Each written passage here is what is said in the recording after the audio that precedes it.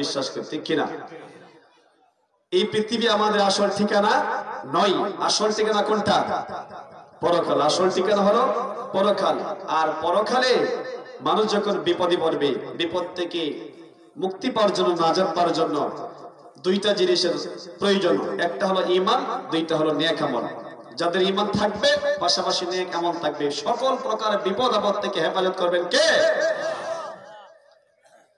কবর, হাসর, মিজান, ফুলসিরাত থেকে সকল প্রকার কঠিন ঘাটি থেকে আল্লাহ তাআলা নেক আমলের বিনিময়ে বান্দাকে হেফাজত করবেন। মরতে যেহেতু হবে, সুতরাং মরার আগে, মৃত্যুর আগে মৃত্যুর প্রস্তুতি গ্রহণ করার দরকার আছে না নাই? আমি আপনাদের সম্মুখে আয়াতের অর্থ, হাদিসের অর্থ বলে পরে একটু ব্যাখ্যা করার চেষ্টা করব।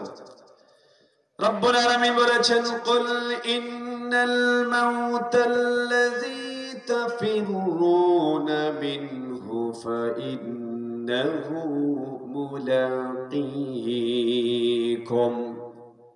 হে নবী, আপনি বলুন, তোমরা মৃত্যু হতে পলায়ন করছো, মৃত্যুকে ফাঁকি দিতে চাও, অথচ মৃত্যু তোমাদের সাথে সাক্ষাৎ করবেই। কথা কার? মৃত্যুকে কেউ ফাঁকি দিতে পারবে? কেউ ফাঁকি দিতে পারবে না। সুন্দর পৃথিবী ছেড়ে কেউ যেতে চাই না, কেউ মরতে চাই না, কিন্তু আল্লাহ তাআলা যখন মালাকুল মউত পাঠিয়ে দিবেন, আর থাকার সুযোগ থাকবে না। হুম্মা তুরাদ্দুনা ইলা আলিমিল গায়বি ওয়াশ শাহাদা, অতঃপর তোমাদের সবাইকে উপস্থিত করা হবে ওই রবের নিকট, যে রব দৃশ্য অদৃশ্য, প্রকাশ্য গোপন সব বিষয়ের খবর রাখেন। তিনি কে? ওই আল্লাহর সামনে আমাদের সবাইকে উপস্থিত করা হবে, ঠিক কিনা? এরপরে আল্লাহ বলেন, ফায়ুনাব্বিউকুম বিমা কুনতুম তা'লামুন, অতঃপর তোমাদের সবাইকে অবহিত করানো হবে পৃথিবীতে তোমরা যা করেছিলে সব বিষয় তোমরা সেদিন জানবে। আল্লাহর সামনে সবাইকে ধরা পড়তে হবে, জীবনের সমস্ত কর্মের হিসাব দিতে হবে। পৃথিবীতে থাকা অবস্থায় যারা হায়াত পেয়ে নেক আমল করত, ভালো আমল করত, আল্লাহ তাআলা তাদের আমলের প্রতি খুশি হয়ে তাদেরকে জান্নাতের মেহমান বানিয়ে নিবেন। সুবহানাল্লাহ বলতে মন চাই না? আর যাদের আমল ছিল খারাপ, ভালো আমলের চাইতে খারাপ আমল বেশি, আল্লাহ তাদেরকে শাস্তি দেওয়ার জন্য জাহান্নাম তৈরি করে রেখেছেন। সুতরাং আপনাকে আমাকে সিদ্ধান্ত নিতে হবে, মরতেই যেহেতু হবে, মরার আগে মরার প্রস্তুতি গ্রহণ করতে হবে। এজন্য বিশ্বনবী বলেছেন, আল কাইয়িসু মান দানা নাফসাহু ওয়া আমিলা লিমা বা'দাল মাউত। পৃথিবীতে সবচেয়ে বুদ্ধিমান হলো সেই ব্যক্তি, যে ব্যক্তি মৃত্যুর কথা স্মরণ করে, পরকালের কথা স্মরণ করে, কবরের কথা স্মরণ করে, আর বেশি বেশি নেক আমল করে, সওয়াবের কাজ করে, পুণ্যের কাজ করে। নবীজি বলেছেন, তামাম পৃথিবীতে যত মানুষ আছে এর মধ্যে সবচেয়ে ভালো মানুষ হলো, সবচেয়ে বুদ্ধিমান মানুষ হলো সেই ব্যক্তি, যে ব্যক্তি মৃত্যুর কথা স্মরণ করে করে নেক আমল করে। ওয়াল আজিজু মান আতবা'a নাফসাহু হাওয়াহা ওয়া তামান্না 'আলা আল্লাহ। আর সবচেয়ে বোকা হলো, নির্বুধ হলো সেই ব্যক্তি, যে ব্যক্তি নফসের আনুগত্য করে, শয়তানের আনুগত্য করে, মন গড়া জীবন যাপন করে, প্রভু চাই জিন্দেগি বাদ দিয়ে মন চাই জিন্দেগি যাপন করে। আল্লাহ রাসূল বলেছেন, ওই লোকটা হলো সবচেয়ে বোকা, অথচ ভালো কিছু তামান্না করে, খারাপ কাজ করে, আশা করে জান্নাতে যাওয়ার জন্য। এরকম মানুষ আমাদের সমাজে আছে না নাই?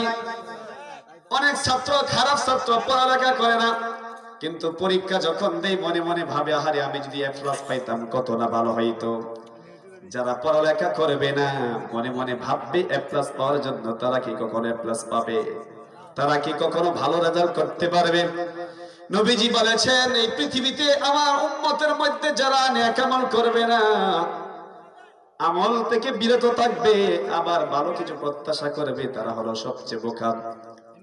তিরমিজি শরীফের 2416 নম্বর হাদিসের অর্থ বলছে, বিশ্ব নবীজি বলেছেন, লা তাজুলু কদম ইবনে আদম ইয়াউমাল কিয়ামাতি মিন ইনদি রাব্বিহি হাত্তা ইউসআলা আন খামস। বনি আদম সন্তান যা আছে, একজনের সামনে একটা কদম পা বাড়াইতে পারবে না যতক্ষণ পর্যন্ত না 5টা প্রশ্নের উত্তর না দিতে পারবে। কয়টা প্রশ্নের উত্তর? সবাই বলেন কয়টা প্রশ্ন? এই 5টা প্রশ্নের উত্তর যারা দিতে পারবে তারা সামনে কদম বাড়াইতে পারবে, যারা উত্তর দিতে পারবে না তারা হাসরে মাঠে দাঁড়িয়ে থাকবে। এর মধ্যে 1 নাম্বার হলো 5টি প্রশ্নের প্রথম প্রশ্ন হলো আন উমরিহি ফিমা আফনা। আল্লাহ তাআলা গোলামকে বলবেন, গোলাম তোকে আমি একটা মহামূল্যবান হায়াত দিয়েছিলাম, জীবন দিয়েছিলাম, এই জীবনটা কিভাবে তুই ব্যয় করলে, কোথায় ব্যয় করলে, জবাব দে। যারা এই মহামূল্যবান জীবন পেয়ে নেক আমল করত, সওয়াবের কাজ করত, পুণ্যের কাজ করত, ভালো কাজে সহযোগিতা করত, মসজিদ মাদ্রাসায় দান সদকা করত, তারা সহজেই প্রশ্নের উত্তর দিতে পারবে। আর যারা হায়াত পাওয়ার পরও অযথা মন গড়া জীবন যাপন করত, অযথা সিটির দোকানে আড্ডা মারত, বন্ধু বান্ধবদেরকে নিয়ে সময় নষ্ট করত, আলেম ওলামাদের গীবত করত, ইসলামের বিরুদ্ধে কথা বলতো, ইসলামের বিরুদ্ধে লেখালেখি করত, তারা ধরা পড়বে সত্য না মিথ্যা। 1 নম্বর প্রশ্ন আল্লাহ বলবেন আন উমরিহি ফিমা আফনা, তার সমস্ত জীবনকাল কিভাবে ব্যয় করেছেন। ওয়া আন শাবাবিহি ফিমা আবলা, আল্লাহ বলবেন গোলাম তোর হায়াতের মধ্যে গুরুত্বপূর্ণ একটা সময় ছিল যৌবনকাল, এই যৌবনকালটা তুই কোন পথে ব্যয় করেছস। যৌবনের তারুণ্যে ঘা বাসিয়ে তুই কি খারাপ কাজ করেছিলি না ভালো কাজ করেছিলি, ইবাদত বন্দী করেছিলি, জবাব দে। যে সমস্ত যুবকগুলো যৌবনকাল পেয়ে ইবাদত করতে করতে অতিবাহিত করে ফেলেছিল তারা সহজেই প্রশ্নের উত্তর দিতে পারবে। আর যে সমস্ত যুবকগুলো যৌবনকালে আল্লাহর গোলামি ছেড়ে দিয়ে পাপ কাজে লিপ্ত ছিল তারা প্রশ্নের উত্তর দিতে পারবে না সত্য না মিথ্যা। কথা কই না? 3 নম্বর প্রশ্ন হলো ওয়া মালিহি মিন আইনা ইকতাসাবাহ, আল্লাহ বলবেন গোলাম তুই ধন সম্পদের মালিক হয়েছিলে, প্রচুর টাকার মালিক ছিলে, এই টাকাগুলো কোথায় থেকে অর্জন করেছিলে, কিভাবে অর্জন করেছিলে, গরিবের হক নষ্ট করেছিলে কিনা। আমাদের সমাজে অনেক মানুষ আছে কোটিপতি শিল্পপতি, বিদেশে যায় হঠাৎ করে কোটিপতি হয়ে পড়ে, এরকম মানুষ আছে না? যারা হঠাৎ করে কোটিপতি হয়ে যায় ধরে নিতে ওই গাড়ি কিছু ঝামেলা আছে। কথা কই না? হঠাৎ করে যে সমস্ত আমাদের পরিবার বলেন, সমাজ বলেন, রাষ্ট্র বলেন, যারা হঠাৎ করে কোটি কোটি টাকার মালিক হয়ে পড়ে বুঝতে হবে এখানে অবশ্যই কিছু আছে। আল্লাহ বলবেন গোলাম তুই কিভাবে এত টাকার মালিক হয়েছিলে, কোথায় থেকে অর্জন করেছিলে। তুই একটা কারখানার মালিক ছিলে, তোর অধীনে হাজার হাজার কর্মী ছিল, এই কর্মীর টাকাগুলো তুই মেরে তুই বড়লোক হয়েছিলে, জবাব দে। 3 নম্বর প্রশ্ন। 4 নম্বর প্রশ্ন হলো ফিমা আনফাকা, এই সম্পদগুলো কোন পথে তুই ব্যয় করেছিলি, টাকা পয়সাগুলো ভালো কাজে ব্যয় করেছিলি না খারাপ কাজে ব্যয় করেছিলি, জবাব দে।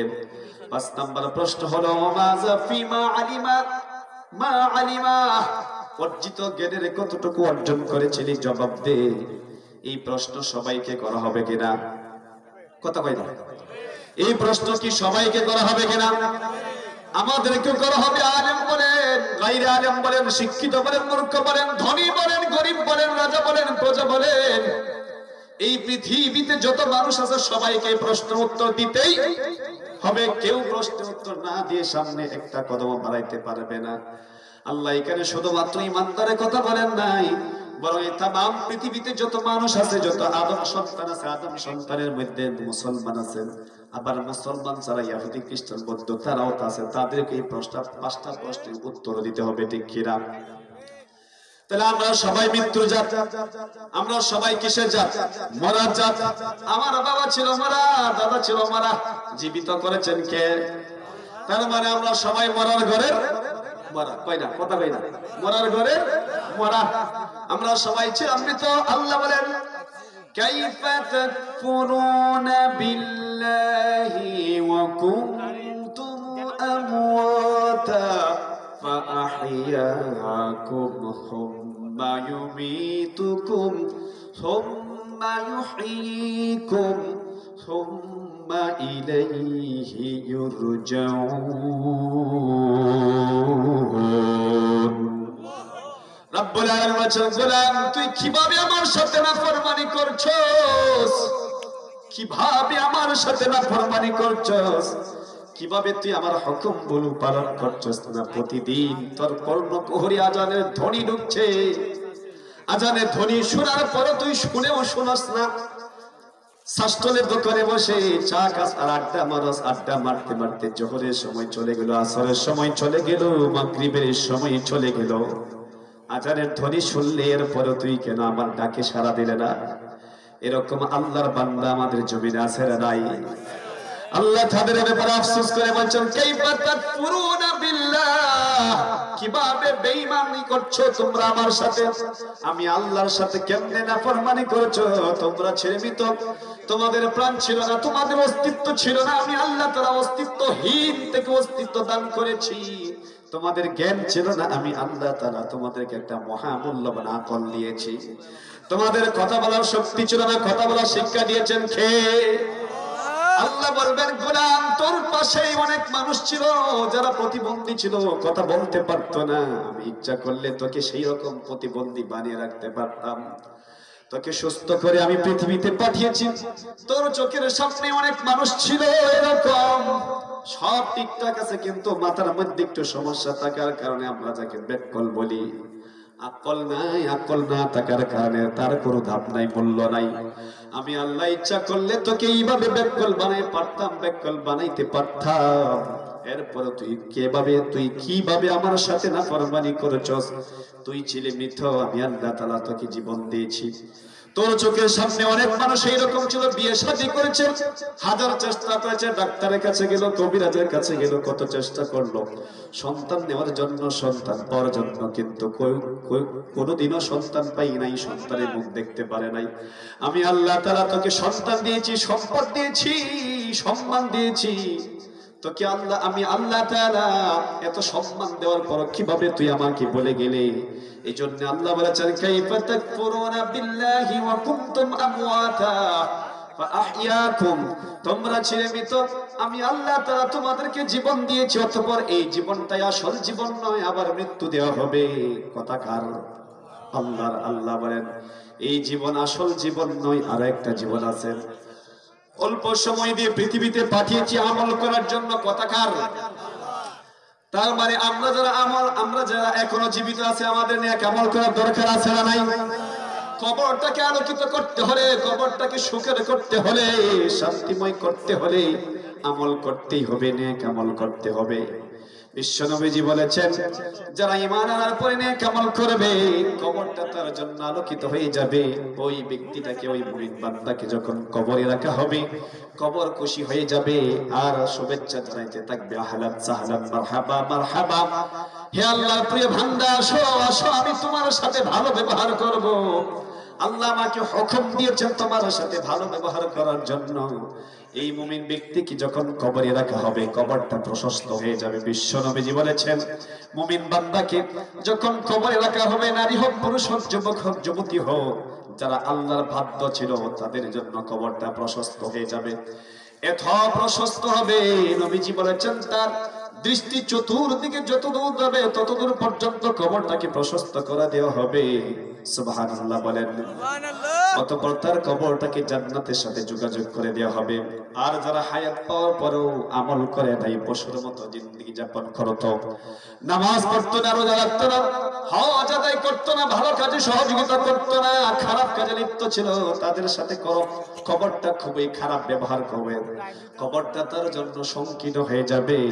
নবীজি বলেছেন কবরে এত জোরে ছাপ দিবে রে, বুকের পাঁজরগুলো একটা একটার সাথে আঙ্গুল এইভাবে দেখাইছে, একবারে সবগুলো এরকম হয়ে যাবে, চিৎকার করতে থাকবে, এত জোরে চিৎকার দিবে, আহারে যে চিৎকার পৃথিবীতে কেউ কোনোদিন দিতে পারে নাই। পাশে যদি কোনো পশু থাকে, গরু ছাগল বাঁধা থাকে, গরু ছাগল গরু, এই মৃত ব্যক্তির শাস্তি আবার শোনার পরে দড়ি ছিঁড়ে দৌড়াইতে থাকবে। শুধুমাত্র জিন এবং ইনসান এই দুইটা জাতি শুনে না, তারা যদি সত্য নবীজি বলেছেন তাহলে দুনিয়ার মায়া ত্যাগ করে জঙ্গলে চলে যেয়ে সারাক্ষণ ইবাদত বন্দেগী লিপ্ত থাকত। সুতরাং খবরটাকে আলোকিত করতে হলে, সুখের করতে হলে আমল করার দরকার আছে না নাই? আমল করার জন্যই তো আল্লাহ তাআলা আমাদেরকে হায়াত দিয়েছেন। রব্বুল আলামিন বলেছেন, আল্লাযী খালাকাল মাউতা ওয়াল হায়াতা লিয়াবলুয়াকুম আইয়ুকুম আহসানু আমালা। তিনি সেই সত্তা যিনি তোমাদের জন্য জীবন এবং মরণ সৃষ্টি করেছেন।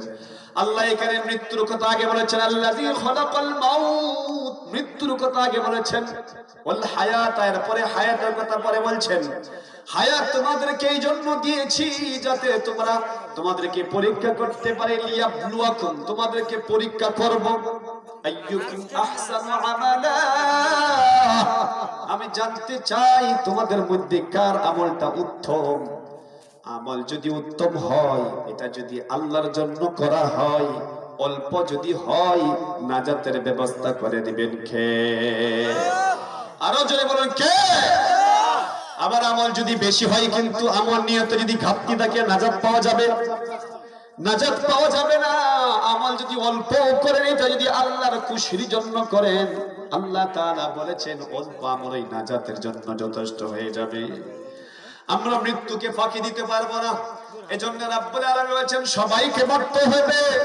আল্লাহ তাআলা সূরা নিসা ৭৮ নম্বর আয়াতে বলেছেন, আইনা মা তাকুনু ইউদরিকুমুল মাউত ওয়ালাউ কুনতুম ফি বুরুজিম মুশাজ্জাদা, তোমরা যেখানেই থাকো না কেন, এমনকি সীসা দ্বারা মজবুত প্রাচীরের ভিতরেও যদি থাকো, মৃত্যু তোমাদের সাথে সাক্ষাৎ করবে, মৃত্যুকে ফাঁকি দিতে পারবে না।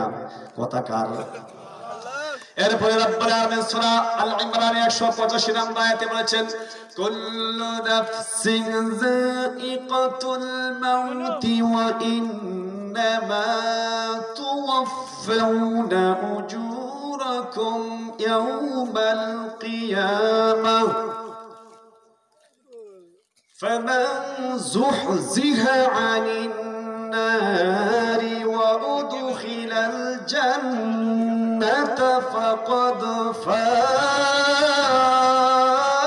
فاز وما الحياة الدنيا إلا لعب وما الحياة الدنيا إلا متاع الغرور।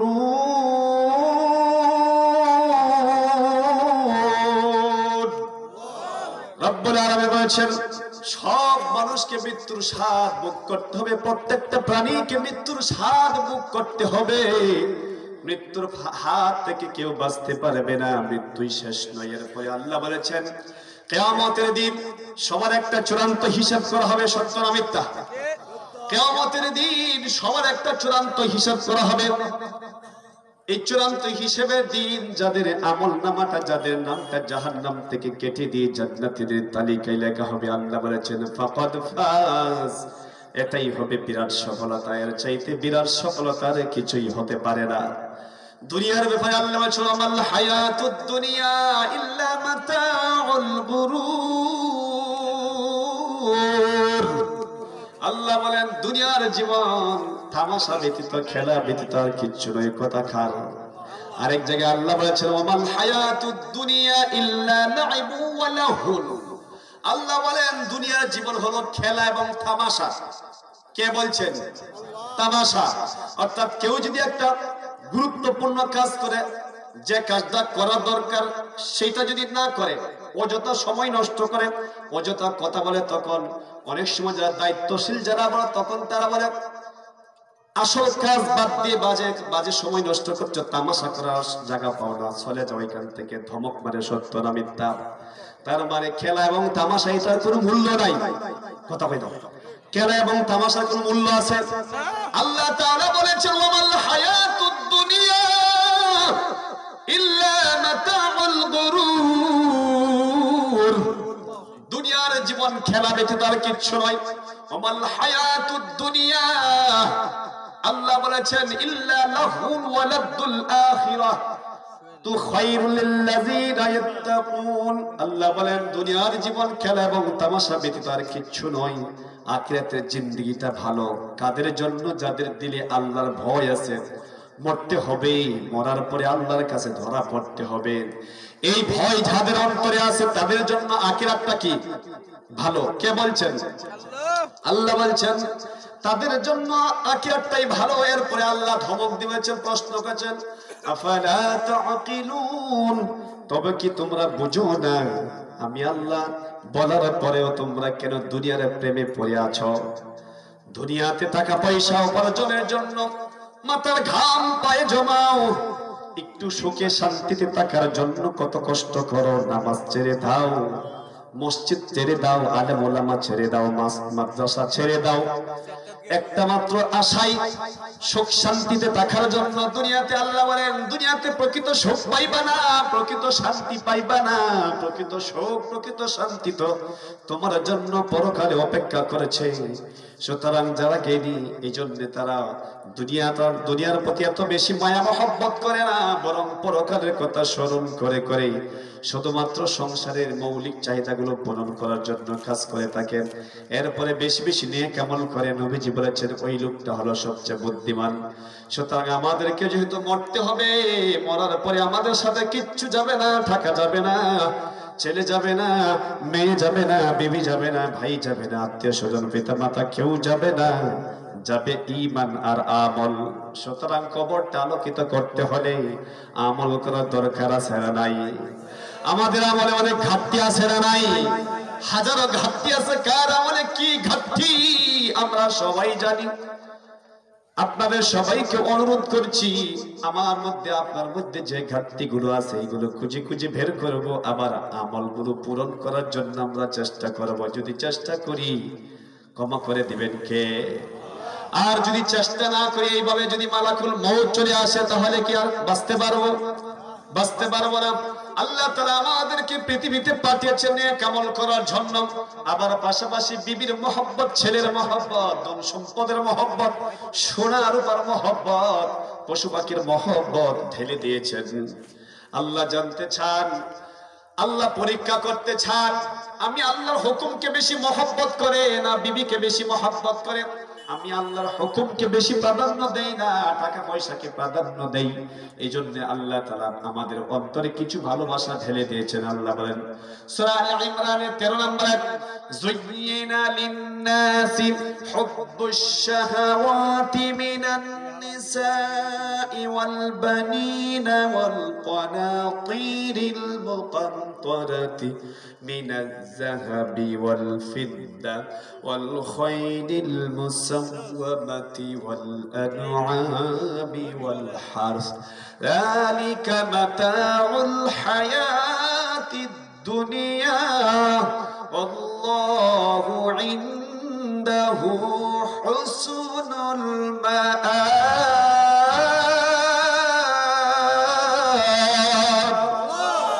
আল্লাহ বলেন মানুষের কাছে আকর্ষিত করা হয়েছে, ভালোবাসা হিসেবে উপস্থাপন করা হয়েছে। এর মধ্যে কিছু বস্তুর কথা বলেছেন। প্রথম হলো সুন্দরী বউ। যুয়্যিনা লিন-নাসি হুব্বুশ শাহাওয়াতি মিনান নিসা। এক নাম্বার হলো সুন্দরী নারী। অনেক পুরুষ, অনেক ঈমানদার, অনেক মুসলমান এইরকম আছে, বিবি সুন্দরী পাওয়ার পরে আল্লাহর হুকুমের কথা ভুলে যায়। এরকম মানুষ আমাদের সমাজে আছে না নাই? বিবি বেপরদা চলাফেরা করতে চায়, বিবির মন চাই বেপরদা চলাফেরা করতে, স্বামী কিছু বলে না, যদি বলে তাহলে যদি কড়াকড়ি হুকুম করে বলে যাবো না, এই ভয়ে বিবি চলে যাবে, এই ভয়ে বিবিকে শাসন করে না। এইরকম ঈমানদার আমাদের সমাজে আছে না নাই?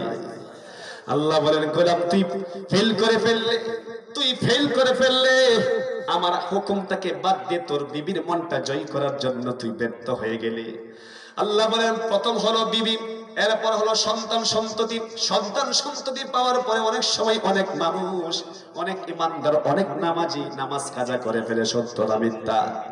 ছেলে কান্নাকাটি করছে, মেয়ে কান্নাকাটি করছে, নামাজের জামাত রক্ত হয়ে গেছে, জামাত রক্ত হয়ে গেছে, কান্না, ছেলে কান্নাকাটি করছে, মেয়ে কান্নাকাটি করছে, এই জন্য ছেলে মেয়ের কান্না থামানোর জন্য নামাজ কাজা করে ফেলে। একবার নয়, দুইবার নয়, বারবার এরকম করে। এরকম মানুষ আমাদের সমাজে আছে না নাই? তারাও কিন্তু ফেল, ব্যর্থ হয়ে গেল।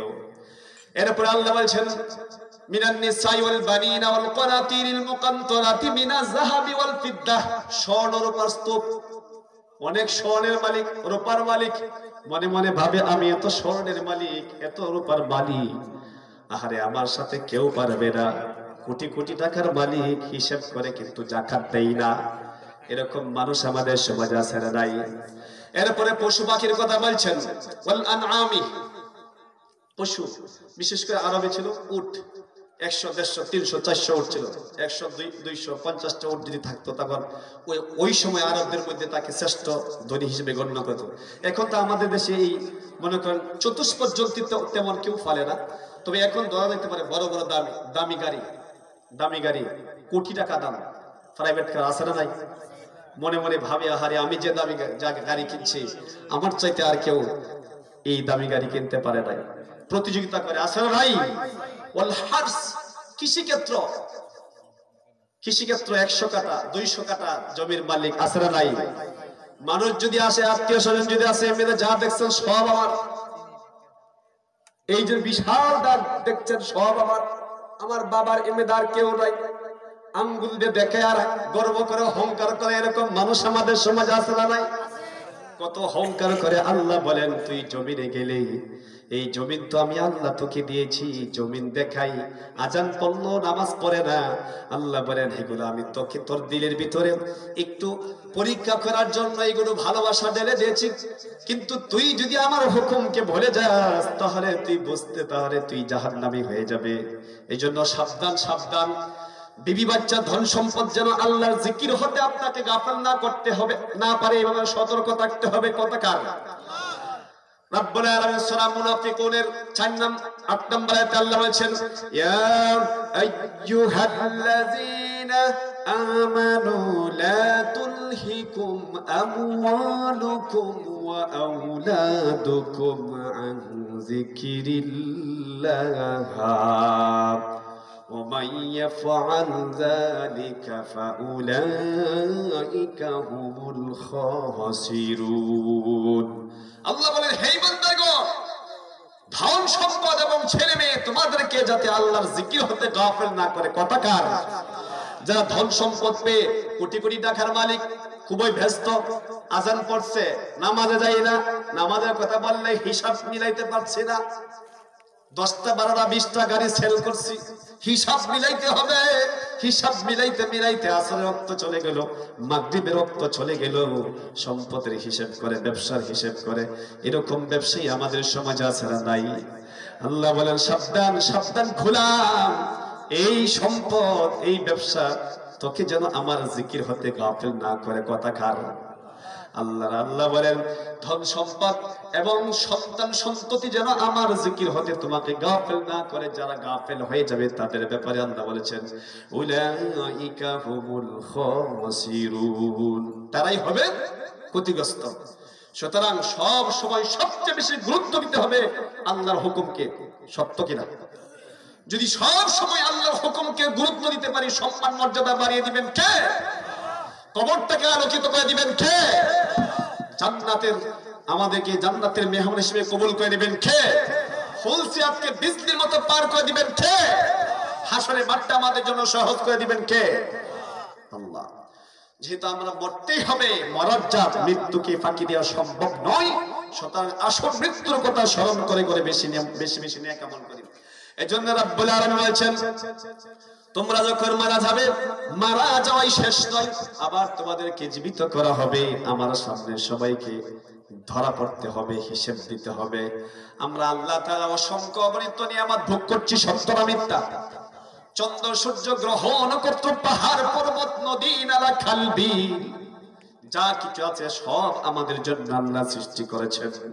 আল্লাহ বলেছেন যত নিয়ামত তুই ভোগ করবি সমস্ত নিয়ামত সম্পর্কে আমি তোর কাছ থেকে তন্ন তন্ন করে হিসেব নিব। কথাকার আমার না আল্লাহর। রব্বুল আলামিন বলেছেন সুম্মা লাতুসআলুন্না ইয়াওমা ইযিন আনিন নাঈম।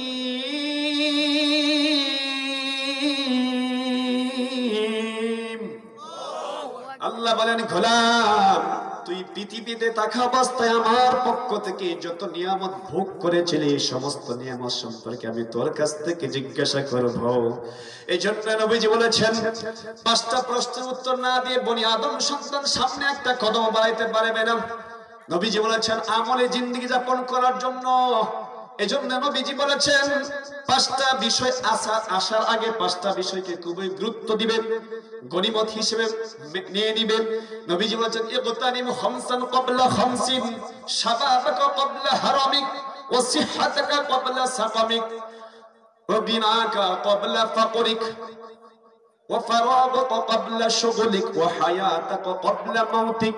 নবীজি বলেছেন আমল করার জন্য 5টা বিষয় তোমার কাছে পৌঁছার আগে 5টা বিষয়কে খুবই গুরুত্বপূর্ণ মনে করবে।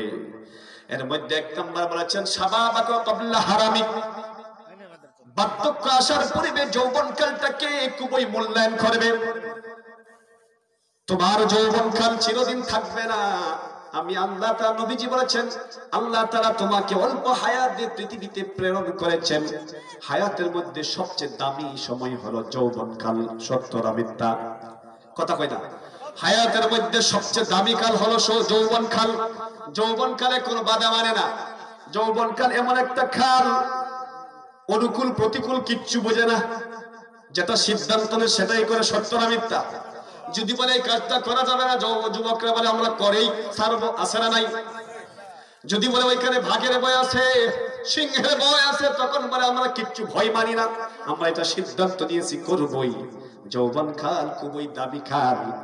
এই জন্য নবীজি বলেছেন বার্ধক্য আসার পূর্বে যৌবনকালটাকে খুবই গুরুত্বপূর্ণ মনে করবে। এই যৌবনকালে তুমি আল্লাহ তাআলার ইবাদত করতে করতে অতিবাহিত করে দিবে। কারণ তোমার যখন বার্ধক্য চলে আসবে কালো চুলগুলো সাদা হয়ে যাবে, দাঁতগুলো নড়তে থাকবে, চোখে ঝাপসা ঝাপসা দেখবে, শরীরের অঙ্গ প্রত্যঙ্গ গুলো একবারে খসে খসে যাবে, ঢিলে ঢালা হয়ে যাবে। তখন তুমি যদি আফসোস করো, আমরা সবাই মিলে আলহামদুলিল্লাহ আমাদের যে আজকে প্রধান আকর্ষণ মোবারকুল্লাহ সাইদি হুজুর সাকরা বাজারে চলে আসছেন, উনি আসলে আমি ছেড়ে দিব। আমরা সবাই থাকবো তো ইনশাআল্লাহ? আমরা সবাই থাকবো ইনশাআল্লাহ। নবীজি বলেছেন